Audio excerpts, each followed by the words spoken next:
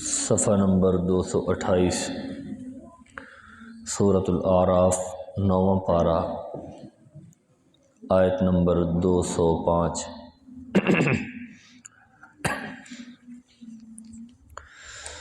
نحمدہ ونصلی ونسلم علی رسولہ الکریم۔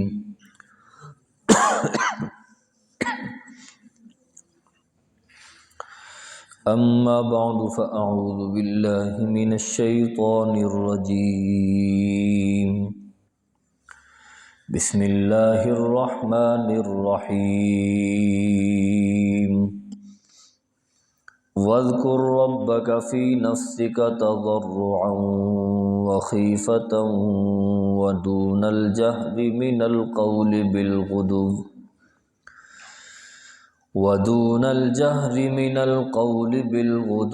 والآصال ولا تکن من الغافلین۔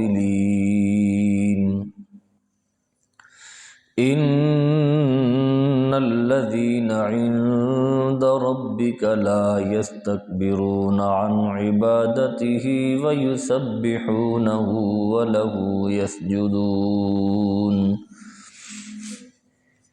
اللہم صل علی محمد وعلی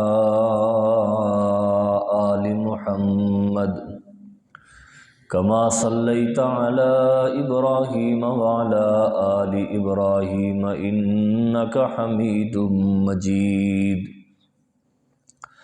اللہم بارک علی محمد وعلی آل محمد کما بارکت علی ابراہیم وعلی آل ابراہیم انک حمید مجید۔ ترجمہ۔ واذکر ربک فی نفسک، اور یاد کرتے رہیے اپنے رب کو اپنے جی میں، تضرعا وخیفة، عاجزی کے ساتھ اور ڈرتے ہوئے، ودون الجہر من القول، اور اونچی آواز سے تھوڑا سا پست آواز کے اندر، بالغدو والآصال، صبح بھی اور شام بھی، ولا تکن من الغافلین، اور نہ ہو جائیے آپ اہل غفلت میں۔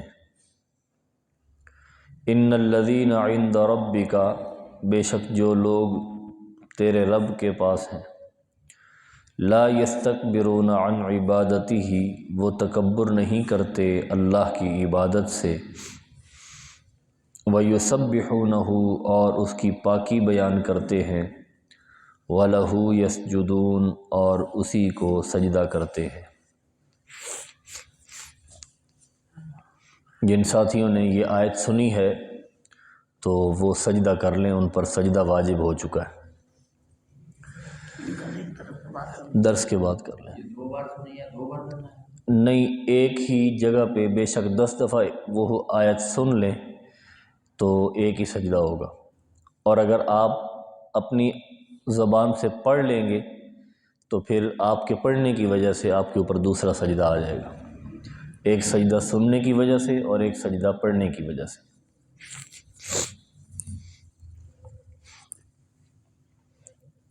اور اگر آپ نے اپنی جگہ تبدیل کر لی،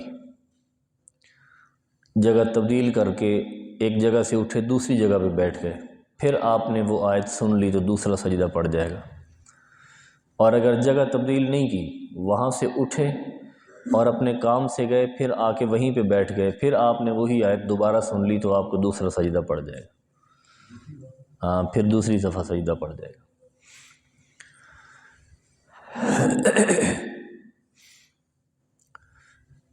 اس سے پچھلی آیت میں رب العالمین نے قرآن کا ادب ذکر کیا۔ قرآن کا ادب، اذا قرئ القرآن فاستمعوا له وانصتوا لعلکم ترحمون، جب قرآن پڑھا جائے، قرآن کی قرات کی جائے تو اس کو خوب توجہ سے سنو اور خاموش رہو، شاید کہ تمہارے اوپر رحمت کی جائے۔ تو کل کے درس میں نے یہ بات بڑی وضاحت کے ساتھ عرض کر دی تھی کہ قرآن کا ادب کیا ہے، اور مختلف احادیث کے حوالے سے یہ بات واضح کر دی تھی کہ نماز کی حالت ہو تو اس میں تو قطعی طور پہ مقتدی کو پڑھنے کی اجازت نہیں ہے، قرات کرنے کی اجازت نہیں ہے، بلکہ اگر جہری نمازیں ہیں تو وہ توجہ سے سنے گا اور خاموش بھی رہے گا، اور اگر سری نمازیں ہیں آہستہ آواز سے امام قرات کرتا ہے تو ان میں سن تو نہیں سکتا لیکن خاموش رہنا پھر بھی ضروری ہے، چونکہ قرات کرنا امام کا وظیفہ ہے، امام کا کام ہے، مقتدی کا کام ہے خاموش رہنا۔ موطا امام محمد میں ایک حدیث، وہ ایک روایت ہے کہ ایک صحابی نے نبی اکرم صلی اللہ علیہ وسلم کی اقتداء کے اندر نماز پڑھ رہے تھے، ایک صحابی ساتھ ساتھ پڑھ رہے تھے، وہ ساتھ ساتھ قرات کر رہے تھے، تو دوسرے صحابی نے اس کو کونی ماری، ٹھوکر ماری، ان کو سمجھ نہ لگی، وہ اسی طرح پڑھتے رہے۔ جب نماز مکمل ہوئی نا تو انہوں نے پوچھا بھئی تو نے مجھے ٹھوکر کیوں ماری؟ تو انہوں نے جواب دیا کہ تجھے پتہ نہیں کہ نبی اکرم صلی اللہ علیہ وسلم نماز پڑھا رہے ہیں اور آپ کی اقتداء میں آپ نماز پڑھ رہے ہو، تو اس کے باوجود آپ پیچھے قرات کر رہے ہو، نبی علیہ السلام تلاوت کر رہے ہیں اور آپ پیچھے پڑھ رہے ہو۔ تو یہ باتیں کر رہے تھے تو نبی علیہ السلام نے ان کی باتیں سنی۔ نبی علیہ السلام نے پھر فرمایا کہ من کان لہ امام فقراءۃ الامام لہ قراءۃ، جو بندہ امام کی اقتداء میں نماز پڑھتا ہے نا تو اس کے لیے ضروری ہے کہ وہ خاموش رہے، کیونکہ امام کی قرات مقتدی کے لیے کافی ہے۔ امام کی قرات مقتدی کی ہی قرات سمجھی جاتی ہے، اس کو الگ سے پڑھنا ضروری نہیں ہوتا۔ بہرحال روایات میں نے کل آپ کے سامنے عرض کر دی تھی، تو قرآن کا ادب یہی ہے کہ قرآن کو خاموشی سے سنا جائے اور چپ رہا جائے، درمیان میں بات چیت یا اپنا پڑھنا یا گفتگو کرنا یا ایک دوسرے کو اشارے کرنا، ہنسی مذاق کرنا، یہ قرآن کا ادب نہیں ہے۔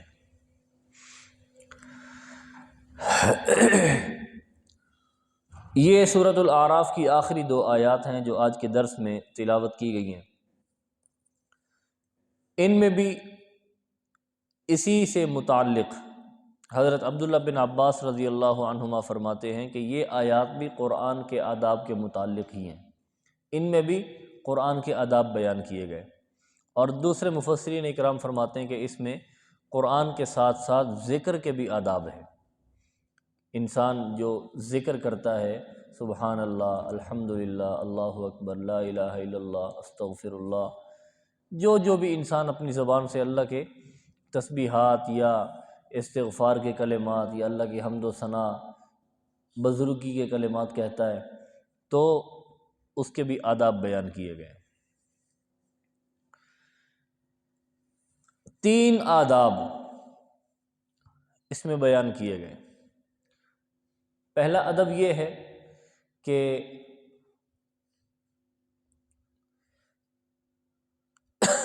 ذکر جب انسان کرتا ہے تو وہ اپنے دل میں ذکر کرے، اندر ہی اندر،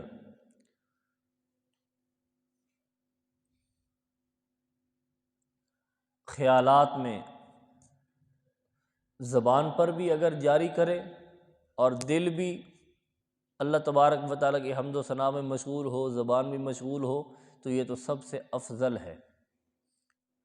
توجہ کے ساتھ، دھیان کے ساتھ اللہ کا ذکر کرے۔ اور اگر زبان پر وہ اپنے ذکر کے الفاظ جاری نہیں کرتا، بلکہ ایسے توجہ اور دھیان کے ساتھ مراقبے کی حالت میں وہ اللہ کا ذکر کرتا ہے، دل اس کا جاری ہے، تو یہ بھی اسی ذکر کے آداب کے اندر ہے۔ یہ ذکر کے دو ادب پہلے ہیں جو انسان آہستہ آواز سے ذکر کرتا ہے، اپنے جی ہی جی کے اندر، زبان سے ذکر کرے لیکن اونچی آواز نہ ہو، دل بھی ساتھ ذکر کرنے میں مشغول ہو، زبان بھی جاری ہو، یا صرف دل ہی دل میں خیالات اور تفکرات اللہ کے ساتھ ہوں، اللہ کے ساتھ رابطہ جڑا ہوا ہو، دھیان اللہ کی طرف ہو، زبان خاموش ہو، یہ بھی ذکر کا ہی ایک طریقہ اور ادب ہے۔ اور تیسرا کہ دل تو توجہ الی اللہ کی طرف نہیں ہے، اللہ کی طرف متوجہ نہیں ہے، لیکن زبان جاری ہے، بندہ بے فکری کے اندر، بے دھیانی کے اندر وہ زبان پہ جاری ہے، سبحان اللہ سبحان اللہ سبحان اللہ، الحمدللہ الحمدللہ الحمدللہ لگا ہوا ہے۔ یہ بھی اجر سے خالی نہیں، اجر سے خالی نہیں، لیکن اس کو ساتھ اپنے دل کو بھی ساتھ ملانا چاہیے اور دھیان اور توجہ کے ساتھ اللہ کا ذکر کرنا چاہیے۔ اگر اس کا دل مائل نہیں ہے اللہ کے ذکر کی طرف، متوجہ نہیں ہے، تو زبان کے اوپر الفاظ چڑھے ہوئے ہیں، وہ کر رہا ہے جیسے ہم نماز پڑھتے ہیں، ہماری نمازیں ایسے ہی ہیں نا جی، نماز کے الفاظ، قرات، تسبیحات، تشہد، وہ ساری درود شریف سارا زبان پہ جاری ہوتا ہے، لیکن ہمارے خیالات اپنے کاروبار میں ہوتے ہیں، اپنی ڈیوٹیوں پہ ہوتے ہیں، اپنی تجارت میں ہوتے ہیں، اپنے گھر کے کام کاج میں ہوتے ہیں، نماز چل رہی ہے، الفاظ زبان سے جاری ہیں، اور یہی وجہ ہے کہ بعض اوقات بندہ پھر بھول بھی جاتا ہے کہ میں کون سی رکعت میں تھا، کون سی رکعت میں پڑھ رہا تھا۔ تو یہ جو بے دھیانی ہوتی ہے، یہ جو بندہ بھول جاتا ہے، اس کی وجہ یہی ہوتی ہے کہ بندہ کہیں ادھر ادھر چلا جاتا ہے، اس کا خیال گھوم جاتا ہے۔ بہرحال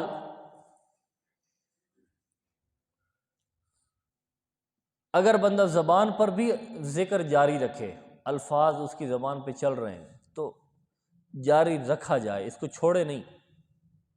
یہ نہ سمجھے کہ یار دل تو میرا متوجہ نہیں ہے ذکر کی طرف، بس صرف زبان سے ہی سوکھے الفاظ بولتا ہوں، تو پتہ نہیں اللہ قبول کرے گا یا نہیں کرے گا، تو یہ سمجھ کر ذکر چھوڑنا نہیں چاہیے، بلکہ لگا رہے، ایک نہ ایک دن انشاءاللہ آئے گا کہ اللہ تبارک و تعالیٰ اس کے دل کو بھی جاری کر دے گا، اس کا دل بھی ذکر کی طرف متوجہ ہو جائے گا، اور اس کی زبان اور اس کا دل ایک ہو جائے گا۔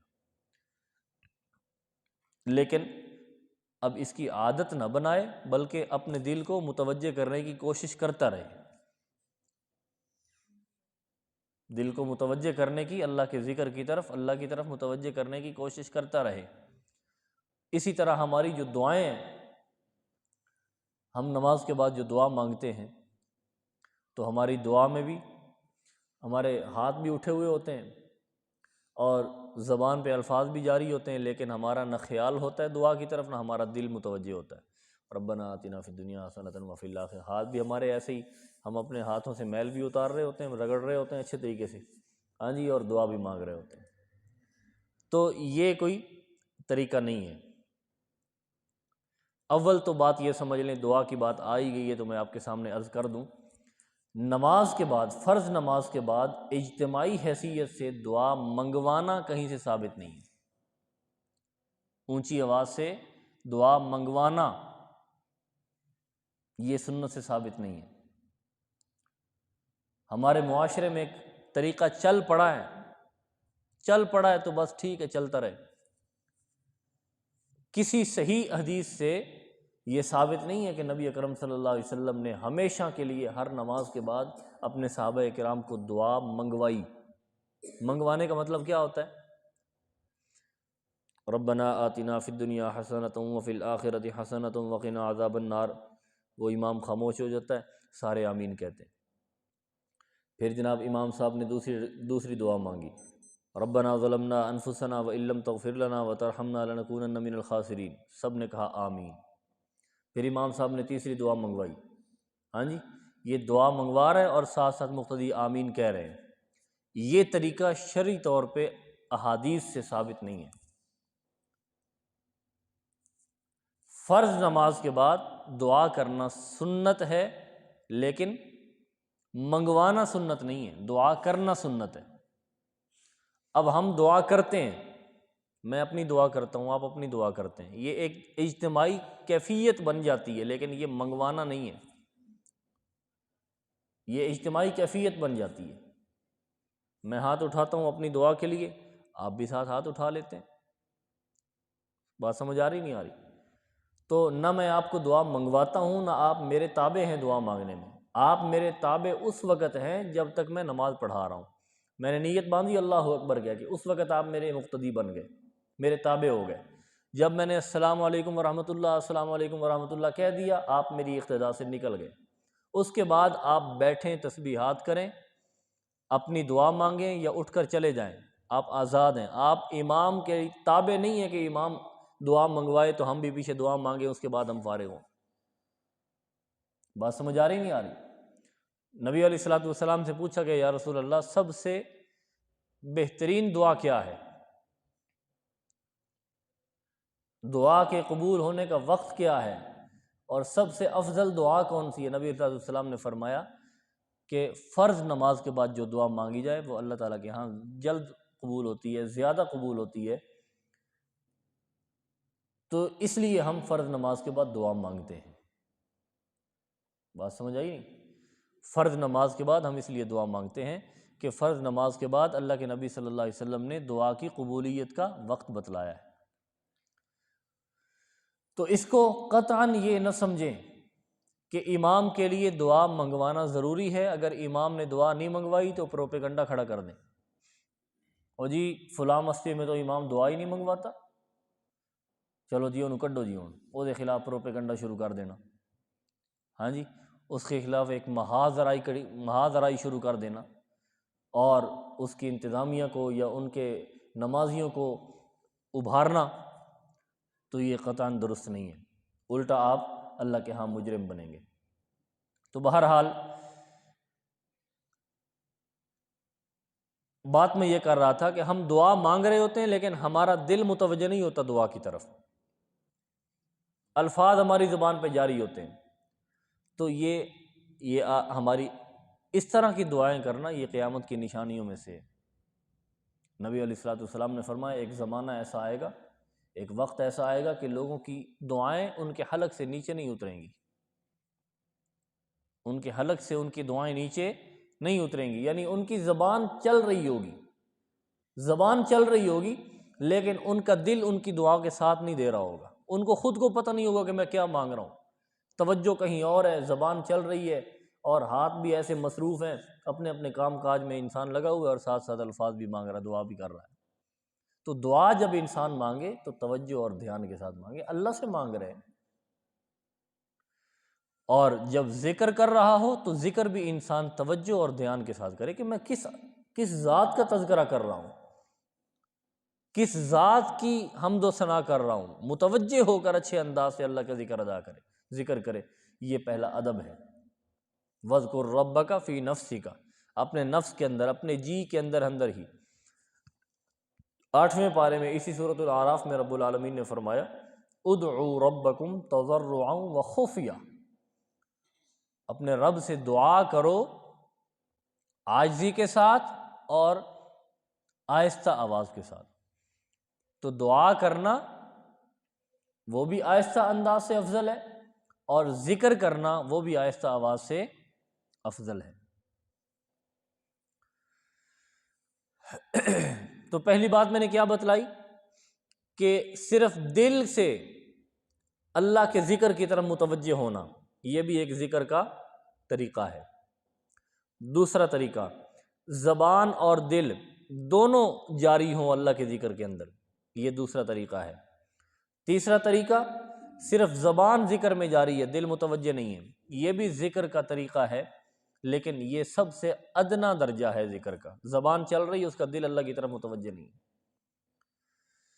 اور سب سے اعلیٰ طریقہ، افضل طریقہ یہ ہے کہ زبان بھی ہو اور دل بھی ساتھ جاری ہو، دونوں متوجہ ہو کر اللہ کا ذکر ادا کرے۔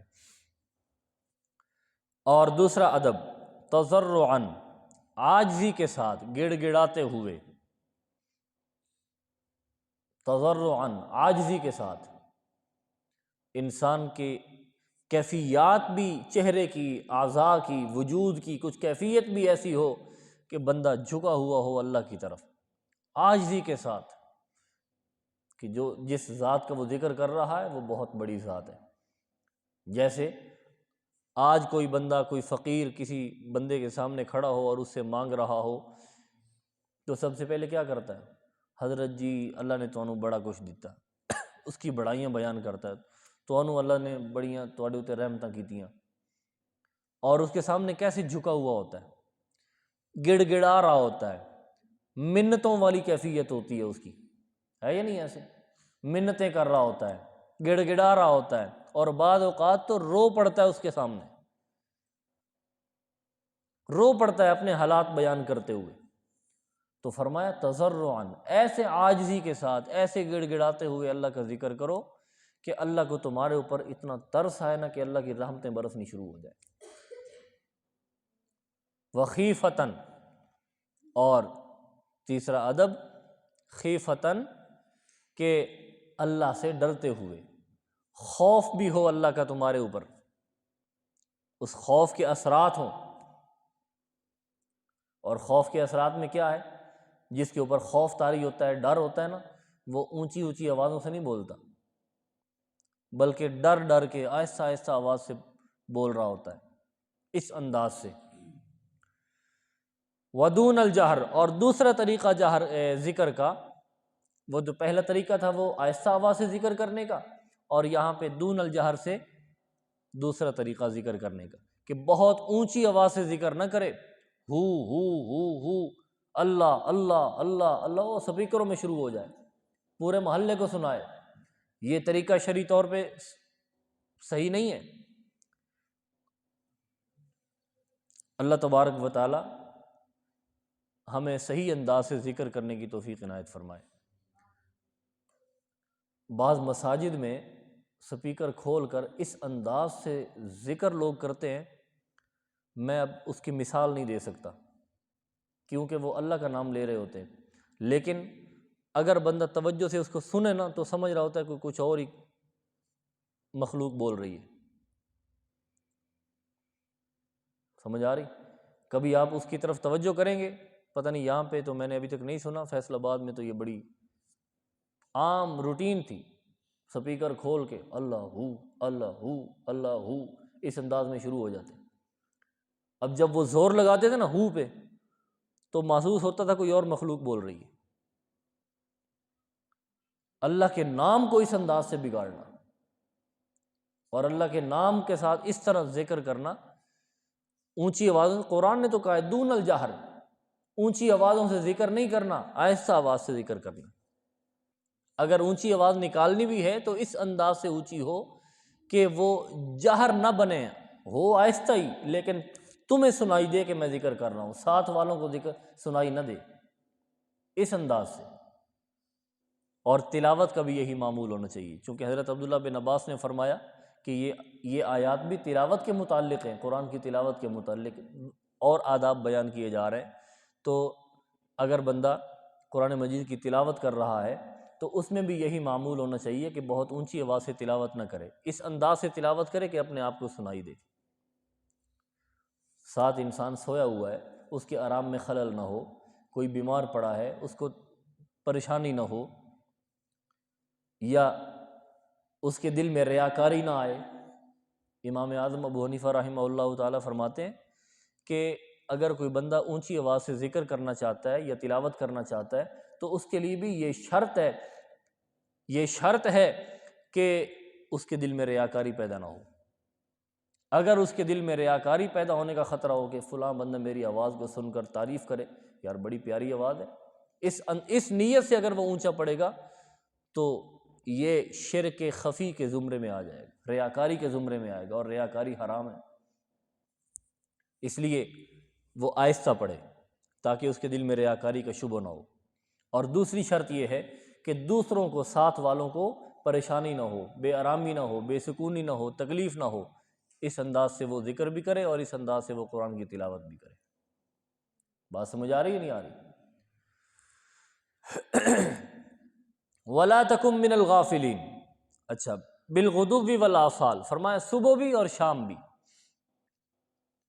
اور صبح اور شام کا وقت مراد ذکر کر کے مراد پورا دن ہے، جب چاہو ذکر کرو۔ جیسے مختلف قرآن مجید کی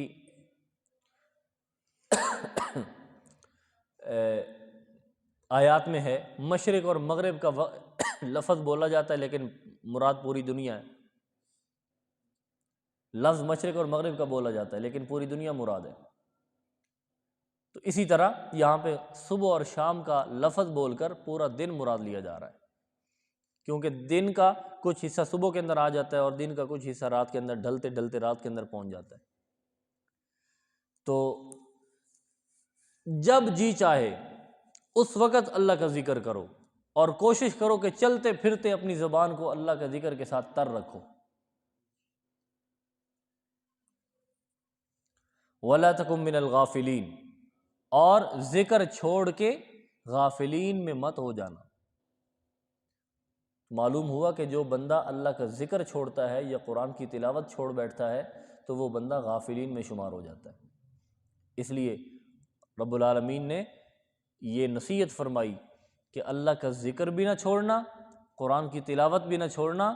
اگر یہ دونوں چیزیں چھوڑ دیں تو پھر غافلین میں شمار ہو جاؤ گے، اور غافلین میں شمار نہیں ہونا، غافلین میں اپنا شمار نہ کروانا۔ لا تکن من الغافلین۔ ان الذین عند ربک لا یستکبرون عن عبادتہ، کیونکہ جو اللہ تبارک و تعالیٰ کے ہاں اللہ کے مقرب فرشتے ہیں نا، جو اللہ کے مقرب، عند ربک سے مراد اللہ کے جو مقرب فرشتے ہیں، تو وہ بھی اللہ کی عبادت سے تکبر نہیں کرتے، حالانکہ اتنے مقرب ہونے کے باوجود بھی وہ اللہ کے سامنے گڑ گڑاتے رہتے ہیں، روتے دھوتے رہتے ہیں، ذکر کرتے رہتے ہیں، وَيُسَبِّحُونَهُ، اور اس کی تسبیح کرتے ہیں، اس کی پاکی بیان کرتے ہیں، وَلَهُ يَسْجُدُونَ، اور اس کے سامنے سجدہ ریز ہو جاتے ہیں۔ تو سجدہ جو ہے یہ بہت بڑی عبادت ہے، بہت افضل عبادت ہے۔ سجدے کا لفظ یہاں پہ ذکر کیا ہے، باقی ارکان کا ذکر نہیں کیا، رکوع کا ذکر نہیں کیا، قیام کا ذکر نہیں کیا، تشہد کا ذکر نہیں کیا، سجدے کا ذکر کیا ہے۔